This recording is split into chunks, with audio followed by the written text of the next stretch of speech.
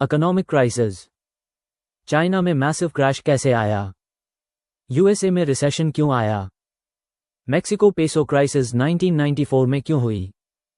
India में economic crisis क्यों आया? वेनेजुएला इकोनॉमिक क्राइसिस कैसे हुई? अर्जेंटीना इकोनॉमिक क्राइसिस क्यों हुई? पाकिस्तान में इकोनॉमिक क्राइसिस कैसे आए? श्रीलंका में इकोनॉमिक क्राइसिस क्यों हुई? ब्राजील में रिसेशन क्यों आया? न्यूजीलैंड में रिसेशन क्यों आया? आइए समझते हैं। इकोनॉमिक क्राइसिस क्या है?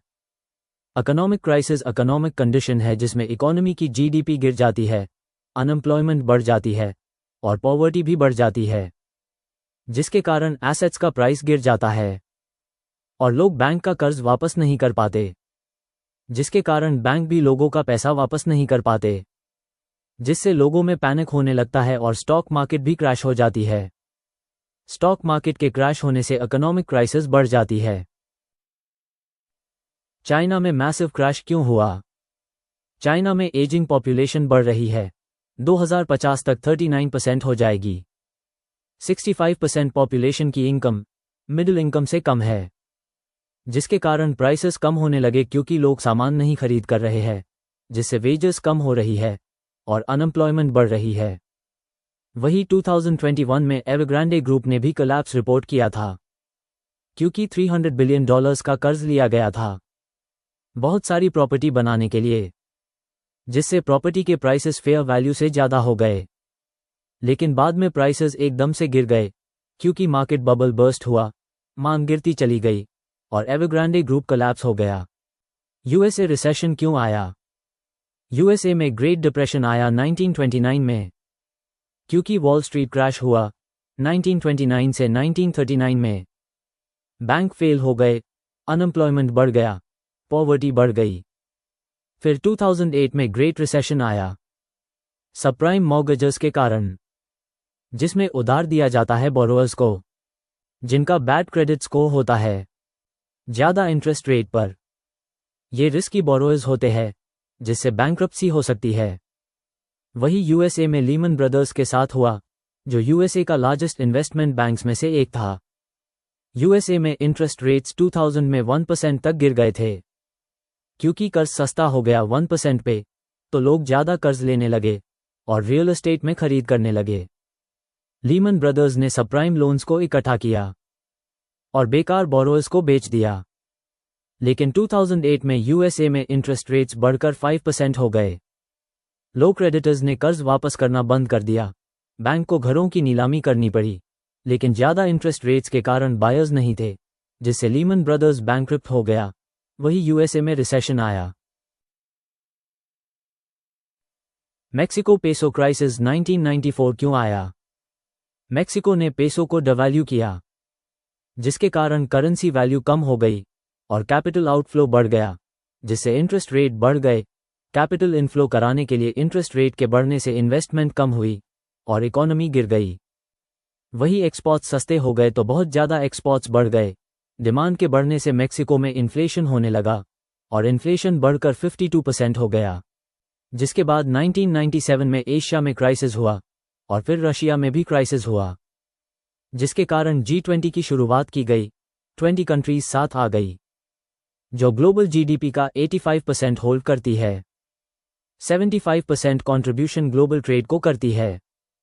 यही 20 countries development issues, sustainable development, food security, climate changes और बढ़ते डेट के बारे में डिस्कशंस करते हैं और डिसीजंस लेते हैं।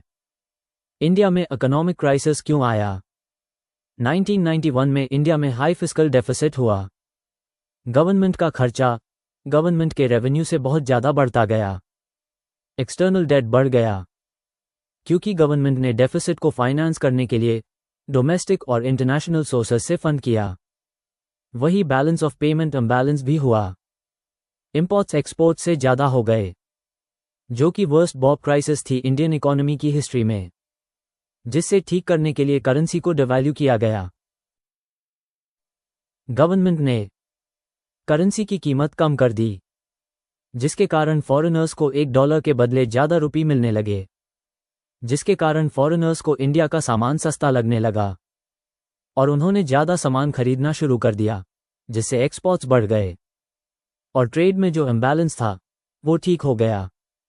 वही इकोनॉमिक क्राइसिस से बचने के लिए कंट्रैक्शनरी फिस्कल पॉलिसी भी कराई गई, यानी टैक्स बढ़ा दिया और गवर्नमेंट एक्सपेंडिचर कम कर दिया, जिससे कंज्यूमर कम खर्चा करने लगे और इंपोर्ट्स कम हो गए।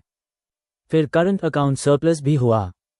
वेनेजुएला इकोनॉमिक क्राइसिस कैसे हुई? वेनेजुएला ऑयल का सेकंड लार्जेस्ट प्रोड्यूसर था और फॉरेन करेंसी ऑयल एक्सपोर्ट से ही अर्न करता था। 2013 से पहले ऑयल के रेट बढ़े तो वेनेजुएला की फॉरेन करेंसी इनकम भी बढ़ी, लेकिन वेनेजुएला ने ऑयल प्रोडक्शन में इन्वेस्टमेंट ना करके सोशल वेलफेयर में ज़्यादा खर्चा करना शुरू कर दिया, जिससे प्राइवेट कंपनियों को लॉस होने लगा और उन्होंने प्रोडक्शन और कम कर दी। वही 2013 में ऑयल के रेट भी गिर गए। गवर्नमेंट की फॉरेन करेंसी इनकम भी कम हो गई, जिससे बचने के लिए गवर्नमेंट पैसा प्रिंट करने लग गई।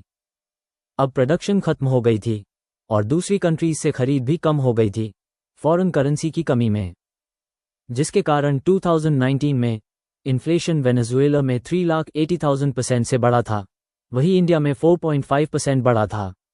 Venezuela worst case of hyper inflation बन गया। अर्जेंटीना इकोनॉमिक क्राइसिस कैसे हुई?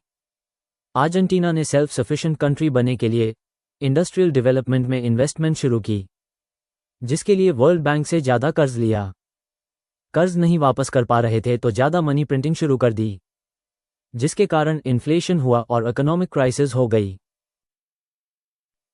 पाकिस्तान में इकोनॉमिक क्राइसिस क्यों हुई?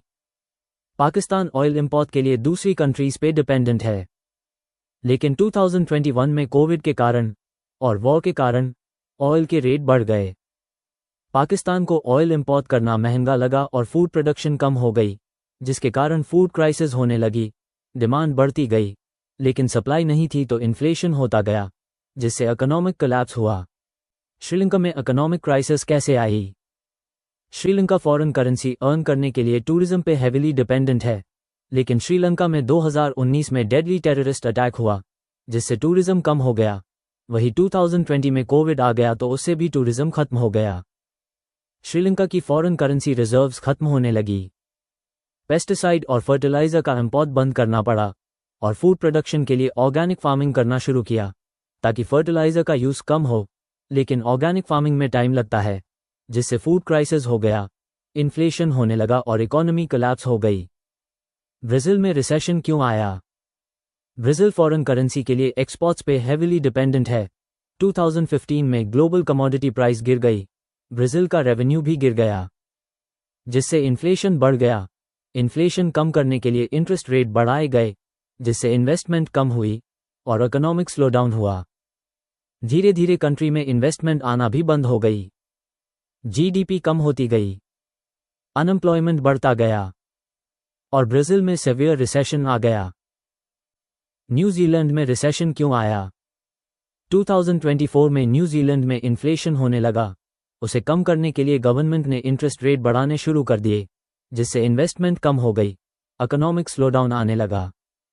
कंस्ट्रक्शन और टेक्नोलॉजी में भी इन्वेस्टमेंट कम हुई, जिसके बाद लोग रिसेशन से डर कर कंट्री छोड़ के जाने लगे और वर्कफोर्स भी कम होती चली गई। गवर्नमेंट पॉलिसीज गलत होती गई, जैसे कि स्पेंडिंग कट करना। यही सब के कारण से न्यूजीलैंड में रिसेशन आया। That's all about economic crisis. Channel को सब्सक्राइब करना मत भूलना and press like button for more such detailed videos.